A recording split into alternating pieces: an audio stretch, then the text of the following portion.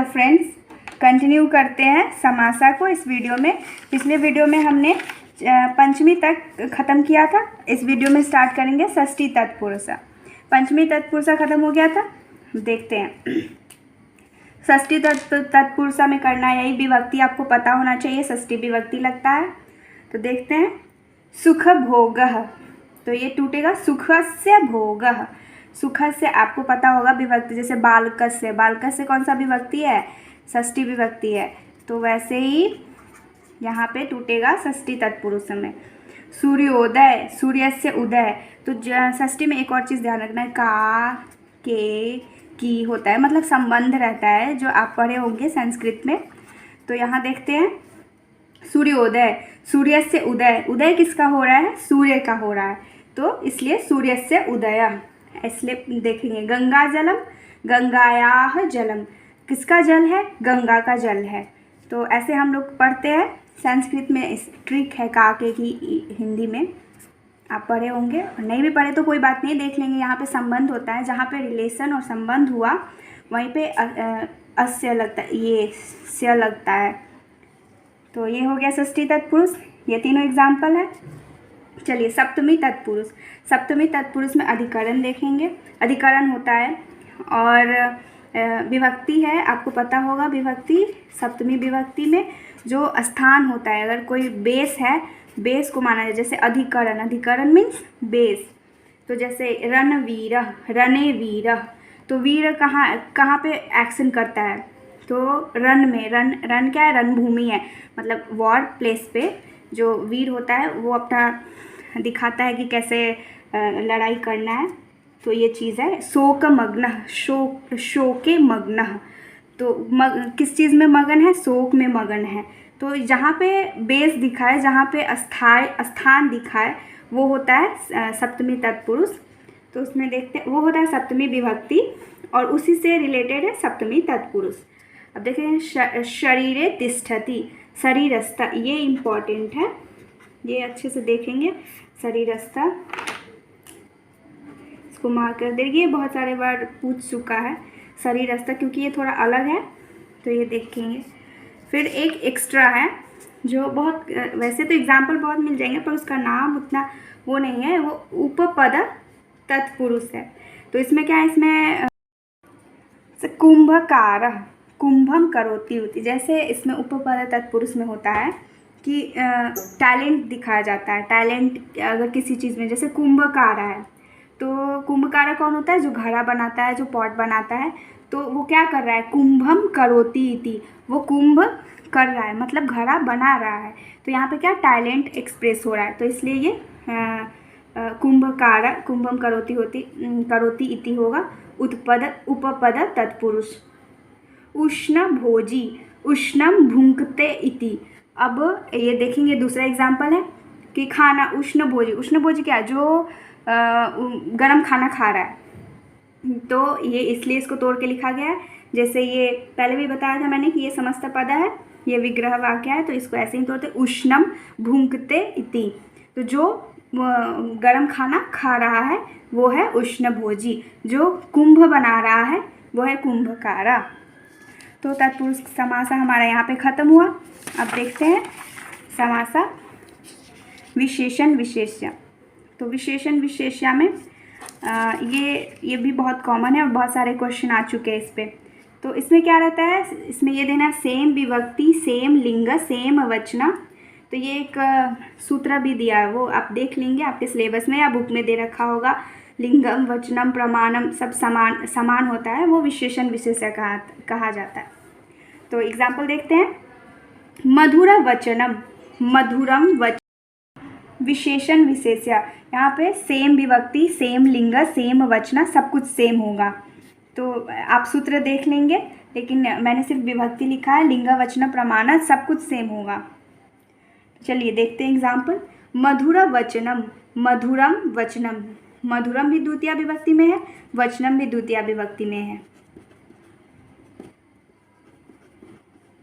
तो ये हो गया विशेषण विशेष्य।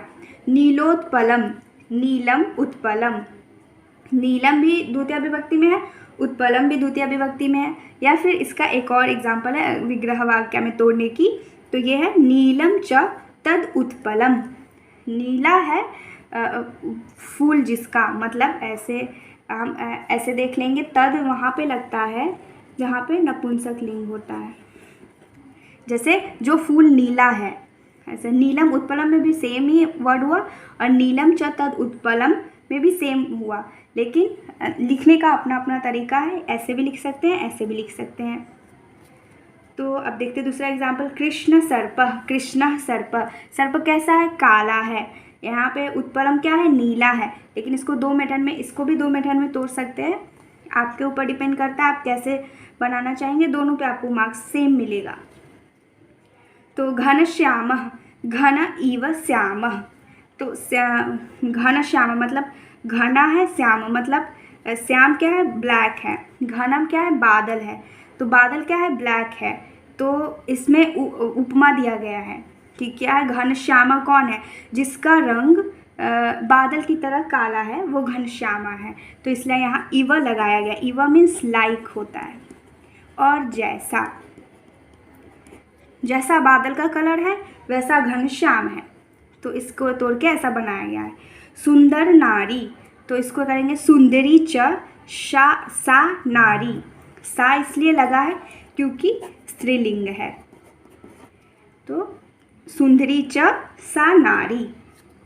चंद्रमुखम, चंद्र इव मुखम, जिसका मुख चंद्रमा के समान है, तो वो है चंद्रमुखम।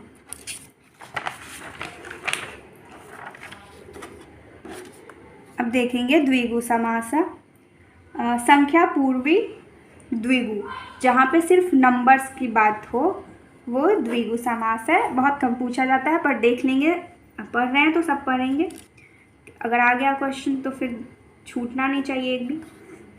त्रिफला, त्रयानाम फलानाम समाहारा। इसमें कुछ नहीं करना है, जहाँ नंबर दिख रहा है समझ जाइए द्विगु समास है, वहाँ पे वैसे तोड़ देंगे। हाँ त्रिफला है तो त्रयानाम फलानाम समाहारा। पंचपत्रा पात्रम पंचानाम पात्राणाम समाहारा। दशाननः दशानाम आननानाम समाहारः। ये हो गया। अब बहुव्रीहि समास देखेंगे, ये इम्पॉर्टेंट है, इस पे बहुत सारे क्वेश्चन आ चुके हैं, तो इसको देखेंगे। इसमें है अन्य पदार्थ प्रधान बहुव्रीहि। जैसे कि पहला अव्यय भाव समास में पहला वर्ड प्रधान होता है और तत्पुरुष में दूसरा वर्ड प्रधान होता है। बहुव्रीहि में अन्य मतलब दोनों में से कोई प्रधान नहीं होगा, जो कुछ और प्रधान होगा वो बहुव्रीहि है। ये थोड़ा कंफ्यूजिंग है, अच्छे से देखेंगे समझ में आ जाएगा। लंबोदरः, लंबम उदरम यस्य सः। लंबा है उदर जिसका, जिसका उदर लंबा है वो लंबोदरा है। यहाँ ये नहीं कहा गया है कि हाँ ये लंबा है, यहाँ पे ऐसा कहा गया है कि जिसका उदरा लंबा है। तो इस यहाँ पे क्या दिखाया गया है? गणेशा के बारे में बोला गया है कि लंबम उदरम यस्य सः। तो किसका लंबा उदरा होता है? गणेश भगवान का। तो ऐसे समझेंगे। पीताम्बरः, पीतम अम्बरम यस्य असौ, और सह भी लिख सकते हैं आप। तो जिसका अंबर पीला है, मतलब पीला अंबर कौन पहनता है? भगवान विष्णु। तो इसमें डायरेक्ट ना पीता को इम्पोर्टेंस दिया गया है, ना अंबर को इम्पोर्टेंस दिया गया है। किसको इम्पोर्टेंस? जो उस ड्रेस को पहन रहा है। अंबर मीन्स ड्रेस होता है और पीता मीन्स पीला। तो इसमें येलो, तो इसमें है कि जो वो पीले वस्त्र को पहन रहा है वो है पीताम्बर। जितेंद्रिय, जितानी इंद्रियाणी येन सह, जिसने अपने इंद्रिया को कंट्रोल कर लिया है, जीत लिया है, तो उसमें ये है जितानी इंद्रियाणी येन सह। निर्भय, निर्गतम भयम यस्मात् सह, जिसके अंदर से भय निकल गया है। निर्जल, निर्गत जल यस्मात् जलम यस्मात् सह। अब इसको ऐसे देखेंगे कि हर जगह सह नहीं लगेगा, हर जगह यस्मात् नहीं लगेगा। यहाँ पे आप देख रहे हैं कहीं यस लगा है, कहीं येन लगा है, कहीं यस्मात् लगा है। तो इसको कैसे समझेंगे? इसको यहाँ पे देखेंगे।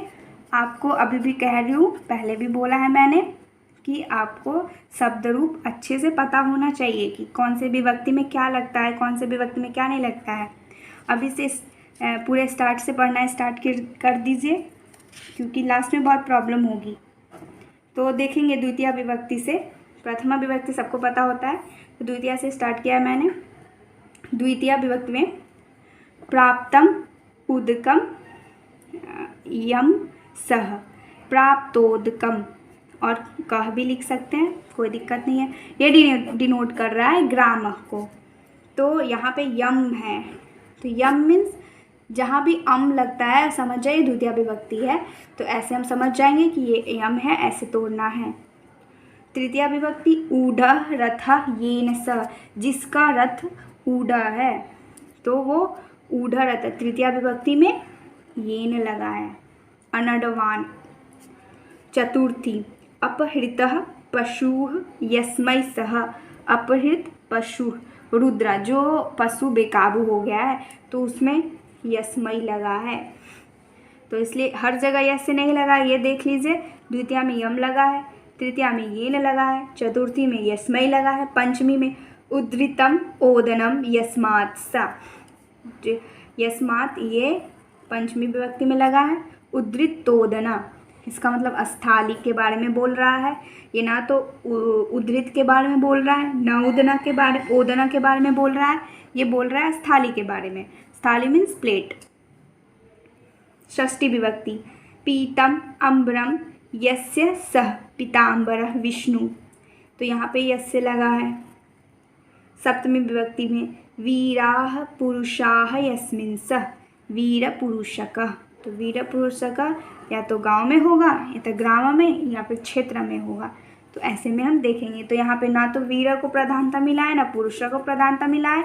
यहाँ पे किसको प्रधानता मिला है कि उस जगह पे वो पुरुष प्रेजेंट है, तो उस जगह का प्रधानता है। तो इसमें देख लेंगे कि जो विभक्ति है उसमें वैसा लगा है, यम लगा है, येन लगा है, यस्मै लगा है, यस्मात्।